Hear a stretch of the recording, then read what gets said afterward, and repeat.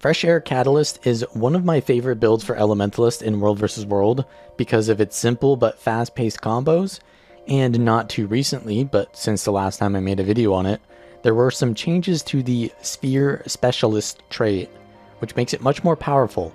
Before, you took the Stability trait, so there's a bit of a trade-off since you only have one stun break, but since you have so much super speed and blinds and instant cast skills, this isn't that big of a deal, which allows you to take Sphere Specialist, which means you can gain energy whenever your Jade Spheres are out. So before you could not do that, and that really prevented you from using your Jade Spheres a lot, but now you can even refund the cost of your energy that it took if it hits enough times, because there's a small packet of damage. And with the fast attunement swapping from Fresh Air tied with the energy gain on attunement swap, as well as fast multi-hitting combos, you can basically gain enough energy to spam all your Jade Spheres on this build. This means you can always afford to drop your Jade Spheres for all kinds of combos and synergies, like reducing the cooldowns of your augment skills, blasting water fields, or just getting more boons for more sustained damage and healing. Also, because the Jade Sphere does a small packet of damage, it can crit for basically no damage, but it will trigger your Air Sigil and Fresh Air trait, allowing you much more flexibility and access to super speed. So this is one change to a trait that has made the entire build have so many more options. While this video won't be a full guide to this build, just check the link in the description for the updated build. I will show the very basic combos, and then we can see how those combos can be used in real situations to get kills and survive while roaming. So the combos are basically just press your 2 and 3 skill in one attunement, swap to air, and when you swap to air, you're going to get Fresh Air buff, which increases your critical damage, and there's going to be vulnerability added to the target. So as soon as you swap to air attunement, your damage drastically increases on all of your skills. So you want to swap into air early into the combo, and oftentimes you're going to do it before the skill that you casted lands. So for example, the rock barrier has like 5 projectiles that it shoots, and so what I'm going to do is I'm going to do 2 and 3 and then swap into air while those projectiles are in the air, so that they get the extra damage from Fresh Air and just air attunement and the vulnerability. And then when you swap into air, you're just going to auto attack with the quickness of the Jade Sphere, press the 2 and the 3 to blind the enemy and give them weakness, prevent them from counter pressuring you, and then you're going to do your next combo, which is going to be fire. So in fire, you do the 2 and the 3, but while they're both still in the air, you swap to air attunement, and that's going to give you your Fresh Air buff on all of your fire combo. You can also precast the 5 skill as well, so if you get a nice gale on the target, so for example, I will swap into air after doing my earth combo, and then I'll want to land my gale, because this is a 4-second knockdown, the most important skill to land in this build. So you land that, and then you go into fire, and then you want to go in melee range, 2, 5, 3, and then swap to air. So adding in the 5 there adds a lot more burst, but it requires you to go into melee range. So after the fire combo, you want to go into water, and then do the 2 and 3 into air. And the reason why this build is really good is because you can do the Jade Sphere right before your first combo is going to start.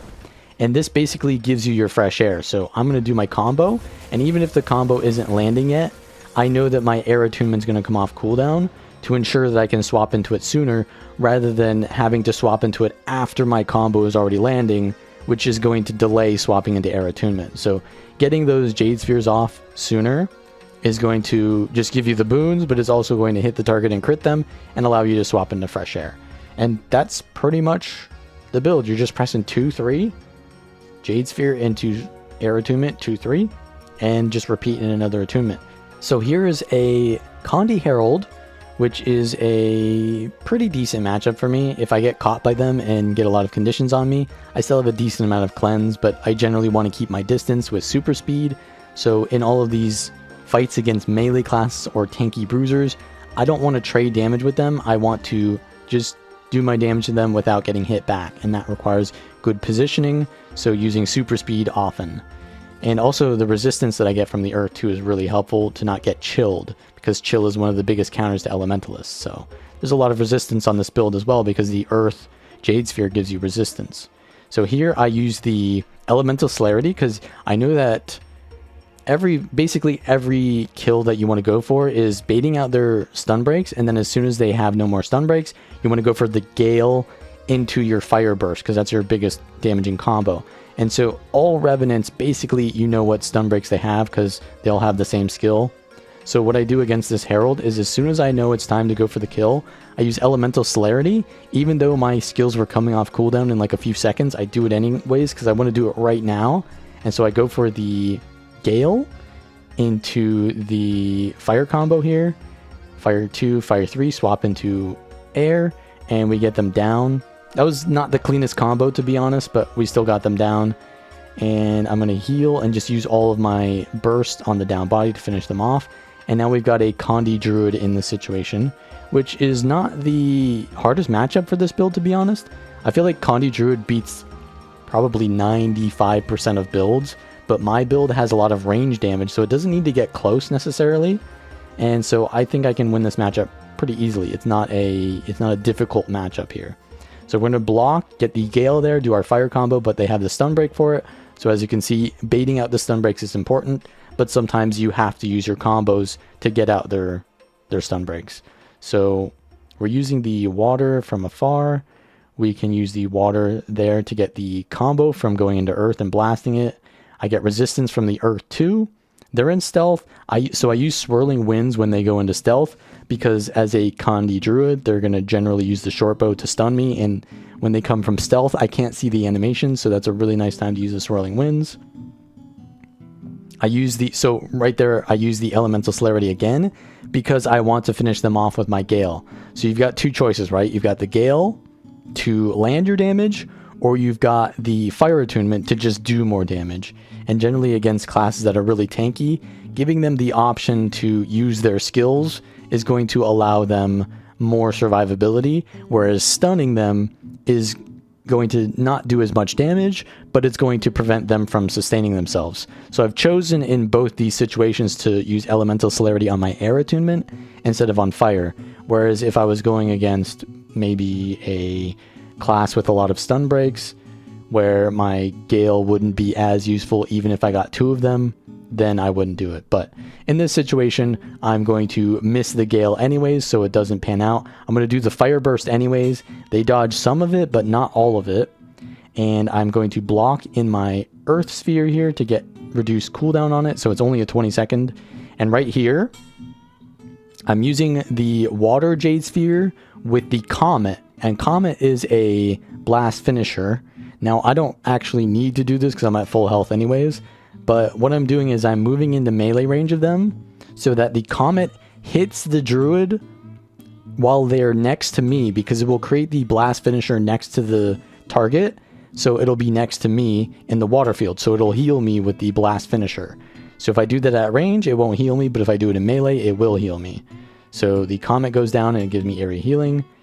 And they've used their stun break here. I'm going to use my fire combo again. I blinked there so that I can land the Phoenix a little bit easier because they're being very evasive, but it doesn't do that much. I need to use the Earth 2 instant cast, so it doesn't even matter that I was dazed there. I was able to do my combos even while I was dazed. So pretty balanced class here. And then I've got my Gale ready to go for the stun here. Fire combo. They have another stun break, so yeah, going for the Gale combo on them is maybe not the best. I probably should use my elemental celerity to get the double fire burst, because they're going to be able to use their stun breaks probably. I mean, rangers are pretty good at having stun breaks on their build, so yeah, I should have done that. I should have gone for the elemental celerity on fire. So here we are trying to keep some distance because they're trying to stun me. And here I go for the fire elemental celerity. So I did the fire burst. I'm going to do another. And they're pretty much out of stuns here, so I go for the Gale anyways, and then we get the water combo on them. So what happened there was I baited out their cooldowns from just doing a double fire burst, and then I just got the air CC anyways because they just use so many of their cooldowns to avoid the double fire burst. So here's a Sikkim Soul Beast that used a bunch of their stances already, and I'm going to Gale into my fire burst. They get one-shotted basically. So you can see the importance of landing your burst. When you know someone's out of cooldowns, go in for the kill. Now, I I didn't know that that Soul Beast didn't have cooldowns, but they ended up not, and so they just died. But against someone who has their cooldowns, you need to bait them out and understand when that's going to happen. So here is a Power Herald, and against them, I just need to keep spacing with the super speed, and then I know when they don't have stun breaks because they have only one per stance, one requires energy, and one they can generally use aggressively. So I get stunned by the elite there, they swap to Shiro, and I just need to keep getting distance with my super speed. I hit them with the Daze, and they have the Shiro heal on them. You can see the stacks on their bar, so I block that so they don't get the insane damage that gives them. I use my combo in my Earth Sphere for some extra poison and conditions, which they're going to have to use a lot of their healing to get. They're staying in Glint, as you can see, to try to get their heal skill, so they can't do too much pressure to me, but they use their heal so that they can swap to Shiro, and they're going to use their heal skill very soon here, so I need to invulnerability that because that's where most of their damage comes from with the Sword 3, so I invulnerability. All their damage is done, so they have to block, so I can land my Gale, which is unblockable, into my Fire Burst, and they're going to be taken out because I can just auto-attack from range while they're trying to kite.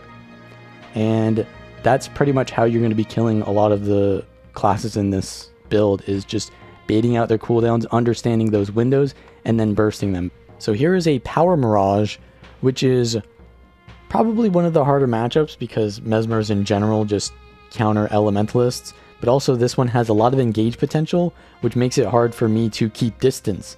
They're mostly a melee build, but even though I am ranged, I cannot keep distance from them very easily because they have a lot of engage potential, right?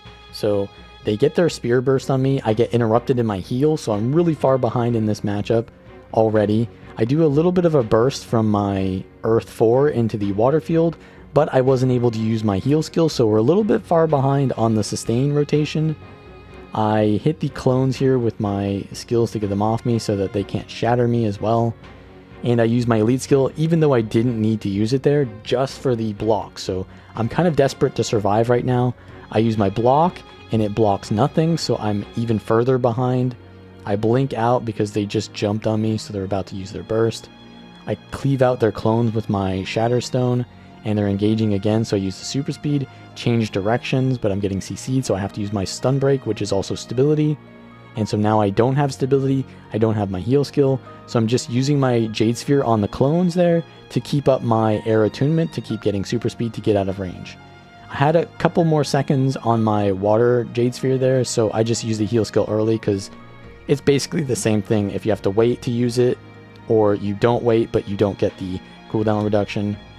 Now I block their engage here, and I use it in the Earth Jade Sphere so I get the reduction. So we're getting a lot of value now. We're kind of back in this fight, and now at this point they are playing defensively because they use their burst, and I'm at full health. So the sustain on this build is pretty good as long as you can survive being bursted. I use the skills that they can't line of sight, like Comet and the Shatterstone, which works somewhat against that line of sight. I use the Earth Jade Sphere into the block and my invulnerability, and now they're line of sighting because most of their damage is down. I use the Fire 2, which is going to track them. The Phoenix hits through the line of sight, so they're pretty squishy. As you can see, 4k damage isn't a lot, but it got them pretty low. And we're going to use, just kind of stay away from that line of sight because it's dangerous.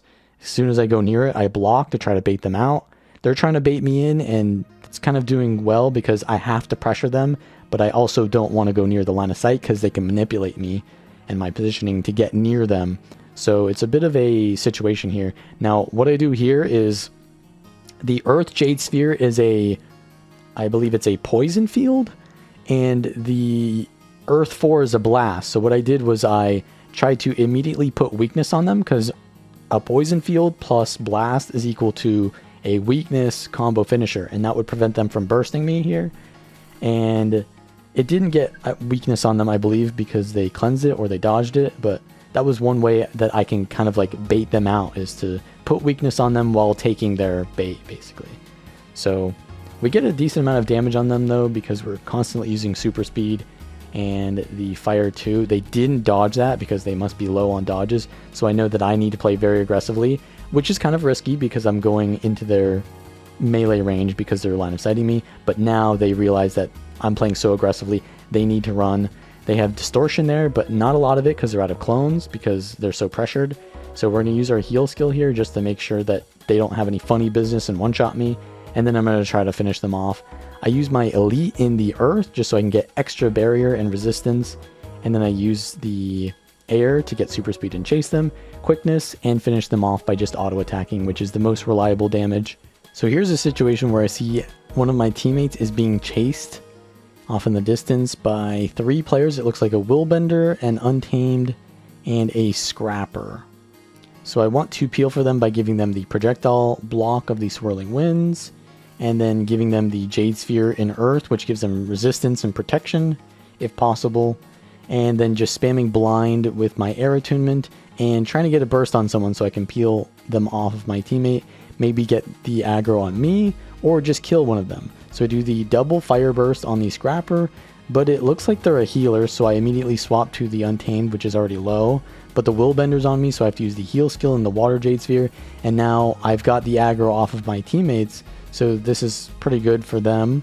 The Willbender and the Scrapper on me, and I believe the Untamed was low, so they might be able to get the kill there, but now the Willbender is chasing me, and I can handle Willbenders pretty easily because they've not got a lot of stability, just the F3 gives them. Now, it looks like they're also using Stand Your Ground, so maybe they do have a lot, but yeah, I can easily CC them if I just bait out their cooldowns first, and I don't really have an issue with Aegis, but I do have an issue with being chased by 3 people.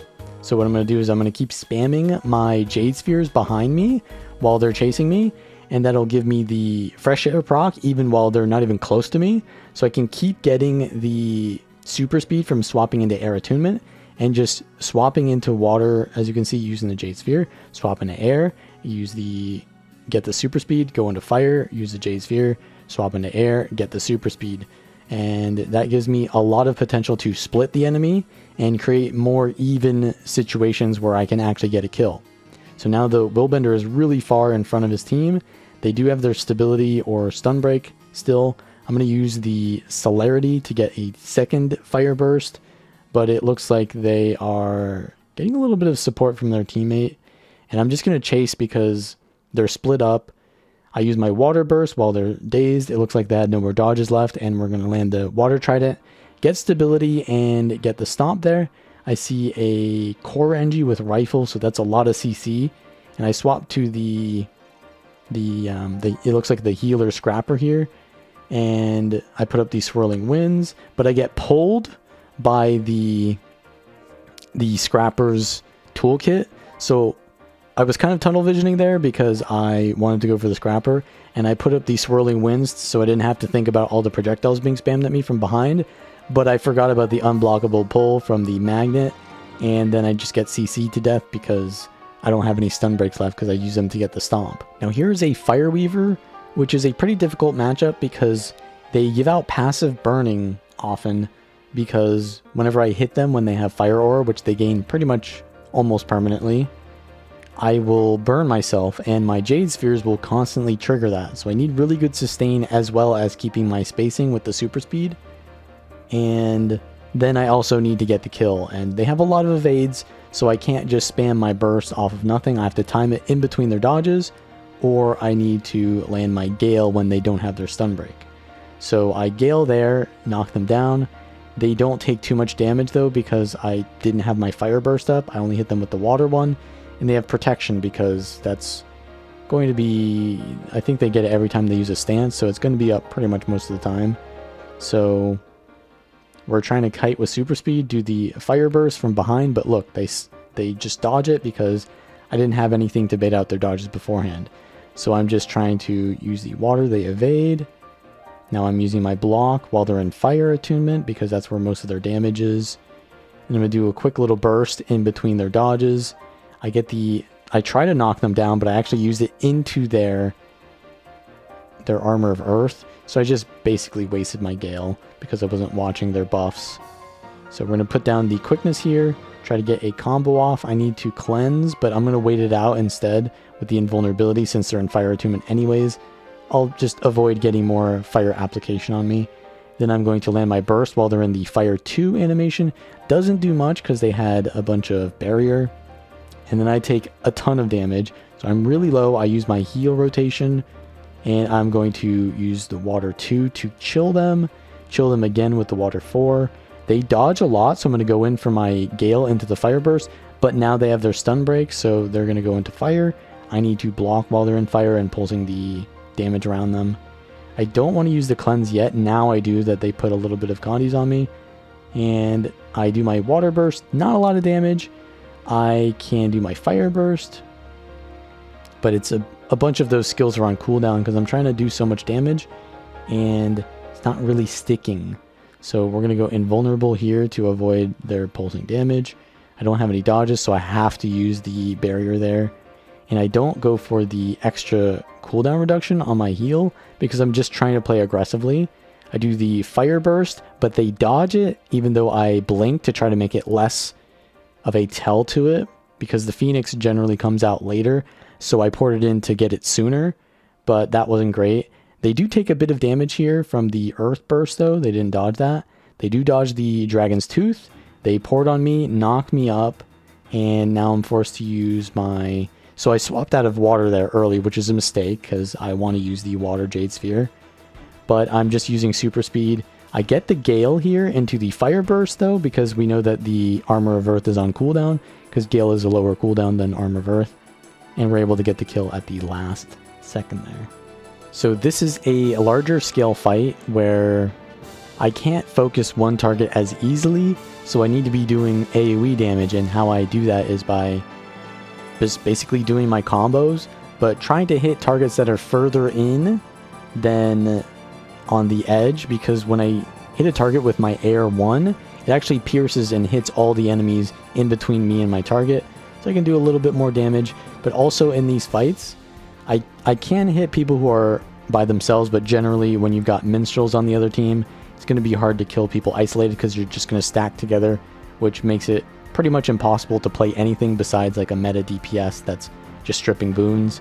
But I can provide quite a bit of utility to my team with the Jade Spheres, because the boons that I give, like quickness from Air Jade Sphere, the resistance from the Earth Jade Sphere, might from the Fire Jade Sphere, and I can also give healing to my team from the Water Jade Sphere if they have Blast or any kind of combo in there. But also, the Jade Spheres are just doing packets of damage, which removes Aegis. So you'll see a lot of times when I'm fighting these larger groups, they're constantly blocking my Jade Sphere, and that means that my allies who are doing more impactful skills would not be blocked by that Aegis then. And so me just constantly spamming Jade Spheres on them can be really effective for removing their Aegis. And it sounds like it's really low impact, and it kind of is, but this is kind of how it works in larger fights. This is a roaming build, but sometimes you get into situations where you need to fight larger groups, and this is kind of still useful in those situations, giving boons to your allies, having a little bit of burst capability, and just constantly pressuring out those cooldowns of the enemy by removing their Aegis and just doing a little bit of zap. So yeah, we can do the Phoenix combo on people when they're grouped up like this, and that's kind of your main damage. Otherwise, the Earth combo is not great in this situation. It can blind a little bit with the Earth 3 and the Air 3, but that's not the best. So yeah, you're going to mainly get your damage from the Fire combo here. Water combo is also a projectile, so that can be reflected back at you. But yeah, you're just spamming the Jade Spheres and using the Air 1 while you've got quickness. And yeah, that's pretty much how you play the Fresh Air Catalyst. If you want to see the full build, then check the description. Like the video, subscribe if you want to see more, and join to support me further. And I will see you all next time.